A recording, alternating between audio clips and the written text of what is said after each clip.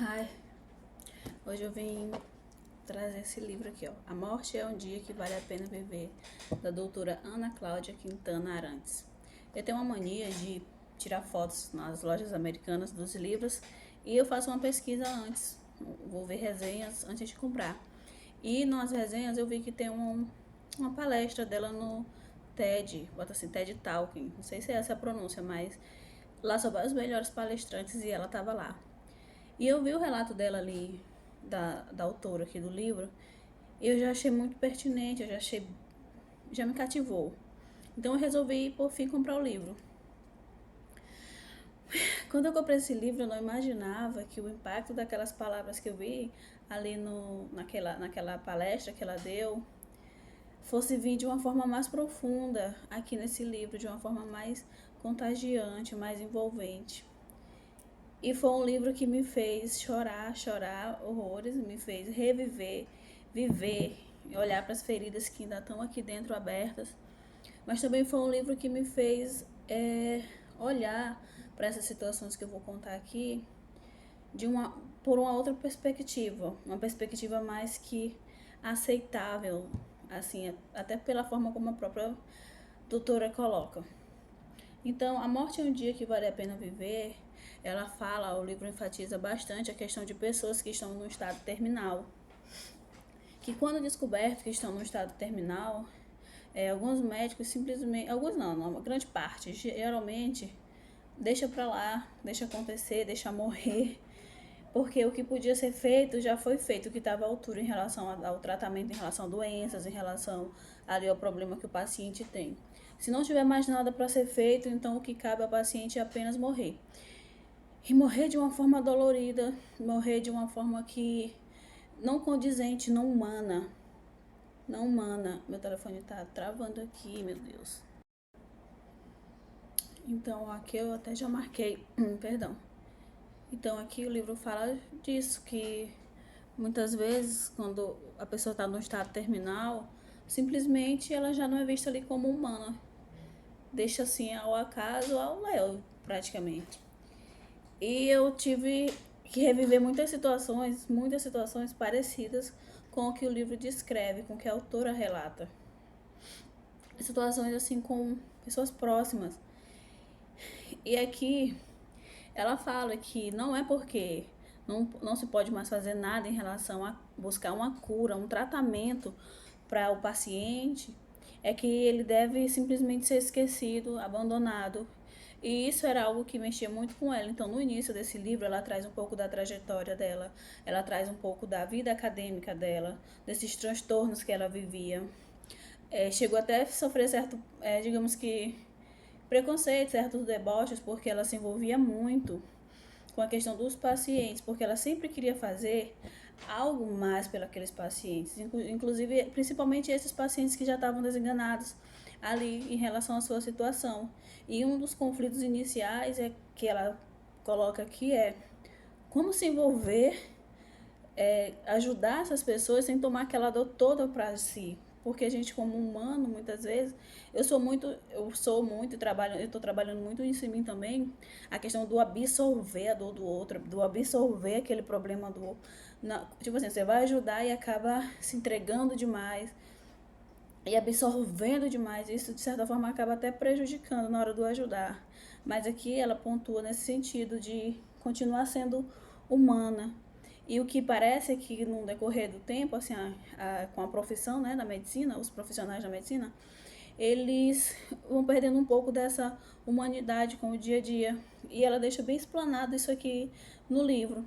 Então, o ponto central, assim, o estopim assim, do livro é que ela é alguém que batalha, que hoje se tornou, depois de ter superado todos esses conflitos aí da profissão, disso que eu tô falando em relação aos outros profissionais, de não entender porque as pessoas deixam de ser humanas no trato de pessoas com doenças terminais.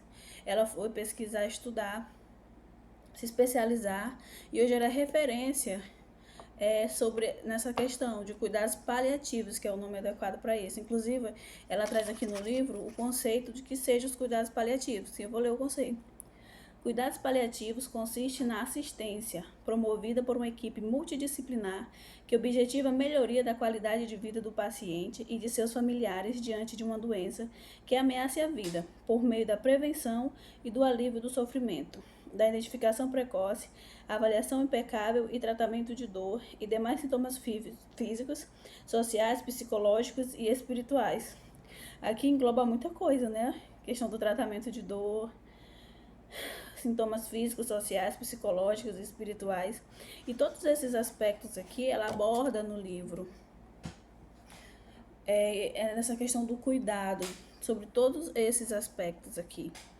Então, por que esse livro me fez chorar bastante e tudo? Porque a gente vê, às vezes, assim, principalmente no início da carreira da autora, o quanto ela quer ajudar, o quanto ela quer fazer, o quanto ela quer que aqueles profissionais mais maduros, mais experientes, principalmente período de residência, olhassem para aqueles seres humanos como humanos que são. E era o que não acontecia, e ela ainda era taxada assim de bobinha, tá se envolvendo demais. Será que essa profissão realmente que era para ela, já que ela se envolvia além da conta?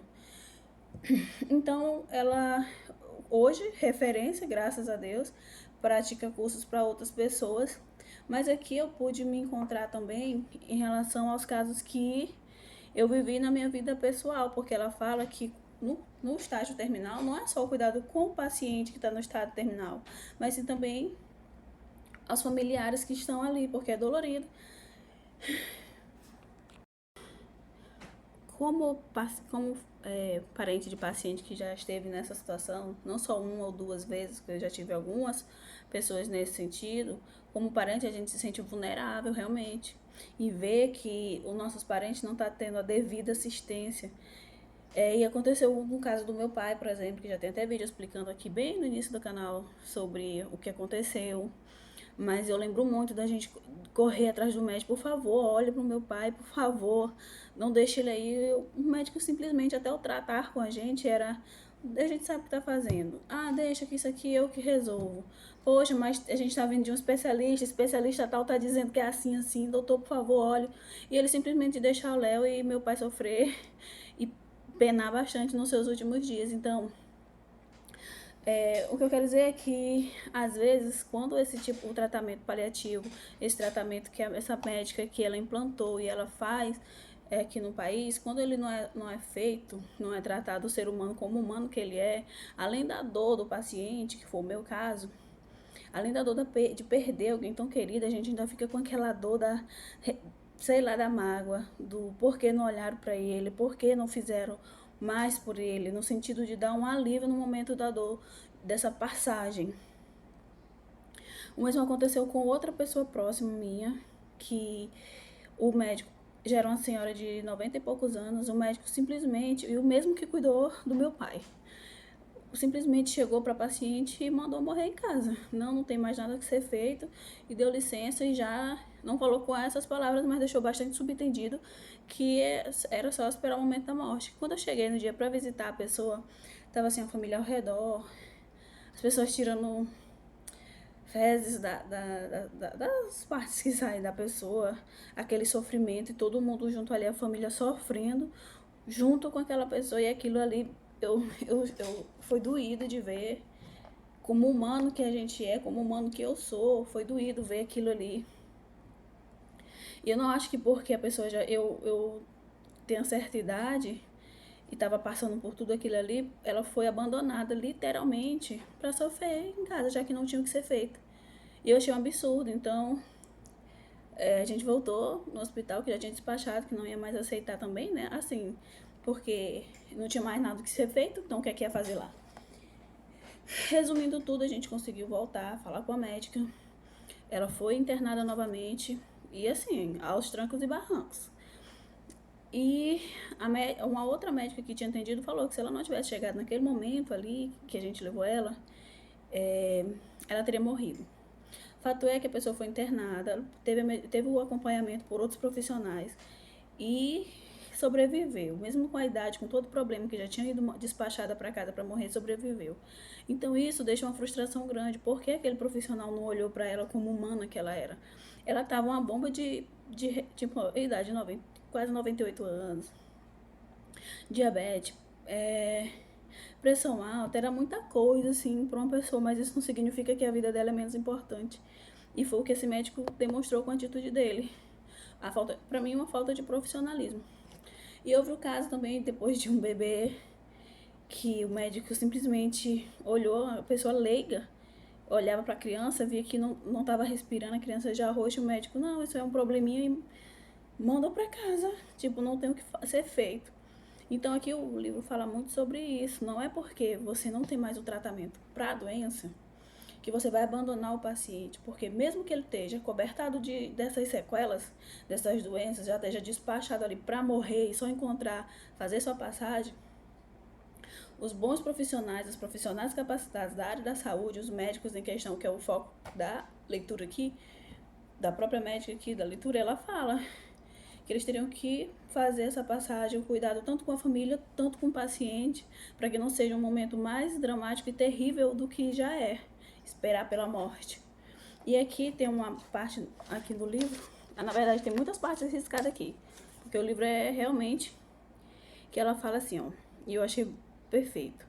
Penso que todo médico deveria ser preparado para nunca abandonar seu paciente, mas na faculdade aprendemos apenas a não abandonar a doença dele. E é isso que eu também vi na prática.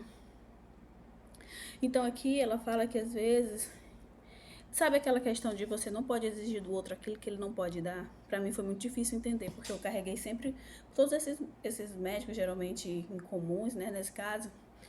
Eu carregava uma mágoa muito grande, mas eu vejo que eles não poderiam dar aquilo que eles não eram capacitados para fazer. Ai, só um minuto. Aí aqui a doutora Cláudia prossegue. A infelicidade é uma presença constante na vida do médico que só aprendeu sobre doenças. Não aprendeu sobre como tratar ou cuidar realmente do ser humano, apenas das doenças em si.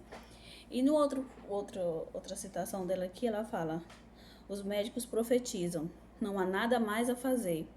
Mas eu descobri que isso não é verdade. Pode haver tratamento disponível, pode não haver tratamento disponível para a doença, mas há muito mais a fazer pela pessoa que tem a doença, que é justamente esse cuidado.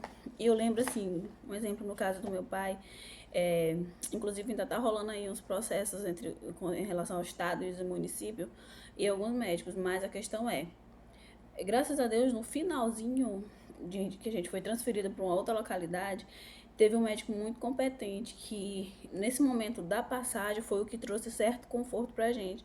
Porque foi ele que olhou com a devida atenção, com o devido profissionalismo e fez basicamente o que a médica aqui está falando, está dizendo que seria o tratamento correto. E eu digo isso com propriedade porque depois disso nós já falamos com uma especialista, advogada em responsabilidade médica, que de todos os procedimentos que meu pai passou, aquelas atrocidades, absurdos e crueldade foi totalmente tratado como um ser não humano. Esse médico foi o que chegou, pelo menos num bom momento, para quando encerrasse essa fase da vida dele, para ele poder fazer essa passagem aí para outro mundo, ele teve um pouco desse cuidado paliativo no que diz respeito ao alívio para poder morrer, questão de intubação. Ele foi intubado. Ai, meu Deus. Voltei. Esse assunto é um assunto que mexe muito, muito comigo. E apesar de olhar hoje sobre uma nova perspectiva, depois de ler esse livro, é doído lembrar, recordar e saber que não parou por aí, porque por aí existe muito disso ainda. Por aí não, por aqui, pelas redondezas. E o livro, qualquer parte que você abrir aqui, ele sempre traz um grande ensinamento sobre esse respeito. Por exemplo, o papel mais importante do médico em relação ao seu paciente é o de não o abandonar. E é o que a gente vê com muita frequência, essa questão do abandono por parte desses profissionais não capacitados. E aqui tem um momento que ela fala a questão que é o despreparo realmente que os médicos não têm. Muitos não têm de buscar essa capacitação e essa questão da humanidade nesse sentido. E ainda nessa mesma página que eu estou fazendo essas citações, diz assim, para concluir esse vídeo, porque para mim já deu. É um livro que mexe muito comigo, é um livro que com certeza eu vou ler novamente. É um livro que mexe muito com a minha sensibilidade, literalmente, mexe muito comigo. E o livro fala assim, justamente eu faço desse trecho até as minhas palavras. Se um dia formos diagnosticados com uma doença terminal, a única coisa de que poderemos ter certeza é um sofrimento insuportável nos aguarda. Ter alguém que se importe com o nosso sofrimento no fim da vida é uma dessas coisas que trazem muita paz e conforto para quem está morrendo e para seus familiares. Essa paz eu não tive, porque faltou muito essa questão do ser humano, dos médicos que estavam tratando com meu pai. E com relação aos outros casos que também eu tô lidando por aí, que eu também não vou falar aqui, não é o momento, mas vai chegar o momento e sim, irei explanar um pouco mais a respeito disso. E um caso que não tem nada a ver assim com a medicina, mas que retrata bem assim a título de exemplo sobre essa questão do conforto quando se é dada atenção no momento ali. Aconteceu uma situação lá em São Luís, no Dia dos Pais, para terminar de completar, né, a catástrofe, que o pai, dois adolescentes entraram no mar, se afogaram. E ali, naquele momento de angústia, de desespero, todo mundo, nós ali fazemos uma corrente de oração. Nessa hora a gente se apega ao que a gente pode para poder ajudar. E o que a gente podia fazer naquele momento era isso. Mas o Corpo de Bombeiro, a Polícia Militar, o CAT, o GAT, hoje é GAT, que é aquele dos helicópteros, eles não paravam um só minuto. A equipe toda, e vinha SAMU, e vinha todo mundo junto. Então, ali eu fiz um paralelo, uma comparação com a minha situação de certa forma. Porque, ó, aqui no caso do meu pai, além de perder um ente tão querido, entre os outros exemplos que eu dei aqui, a gente ainda fica com a dor da indignação, de não ter visto ele ser tratado como um humano, muito pelo contrário, como um ser totalmente desprezível, um ponto insignificante no meio do nada. E já no caso dessa criança as crianças que aconteceram lá, eu sei que foi uma perda muito forte, inexplicável. Porém, essa dor de ter visto, tipo, não fizeram nada para salvar, não fizeram nada, não vai ter. Eles vão ficar com a dor de perder os filhos. Mas essa dor por parte dos profissionais competentes que poderiam fazer alguma coisa, eles não vão carregar, porque foi feito o possível e o impossível. Quem estava lá viu o trabalho exaustivo que toda essa equipe que eu falei aqui fez. Foi assim um trabalho exemplar, louvável, mesmo assim digno. E fica aí, eu acho que esse livro aqui seria um livro obrigatório para todo profissional da saúde ler, principalmente médicos, porque ele é um resgatar a humanidade, é o abrir os olhos para muitas coisas que às vezes a própria profissão te faz passar de forma despercebida, porque o dia a dia ele te leva a isso, a ver o que é, a ver o que é realmente assim, a sensibilidade. Parece que o profissional da saúde ele vai perdendo isso, essa questão da sensibilidade no decorrer dos anos. Então esse foi o livro. Deus é mais. E seguimos aí lendo muito mais e aprendendo bastante. Beijos e até o próximo vídeo.